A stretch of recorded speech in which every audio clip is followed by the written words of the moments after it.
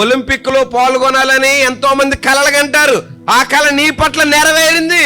ఎంతమంది ఎన్ని రకాలుగా మాట్లాడనివ్వండి, హెరెక్ లిడల్ అనేటువంటి ఆయన, నేను మాత్రం దేవుని మందిరానికే వెళతాను, ఎందుకంటే నేను దేవుని ప్రేమిస్తున్నాను. ఈ హెరెక్ లిడల్ ఆ గేమ్ నుంచి ఆడకుండా బయటకు వచ్చేసాడు. తిట్టుకున్నారు. తర్వాత ఏం చేశారో మొత్తం మీద అయిపోయింది. దేవుని దగ్గర అడిగే ఉంటాడు, దేవా నీ మందిరాన్ని ప్రేమించాను, 100 మీటర్ల పరుగు పందాన్ని పోగొట్టుకున్నాను, చేతికొచ్చిన దాన్ని వదిలిపెట్టేసుకున్నాను. తర్వాత ఒలింపిక్ వచ్చేసరికి 400 మీటర్ల పరుగు పందెం సెలెక్ట్ అయ్యింది.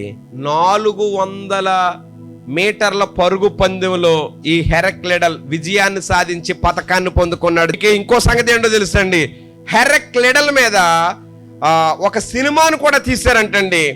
ప్రపంచంలో ఉన్నటువంటి టాప్ 10 మూవీస్ లో హెరెక్ లిడల్ మూవీ కూడా ఒకటి. దేవుని మందిరాన్ని ప్రేమించేవానిగా ఉన్నాడు.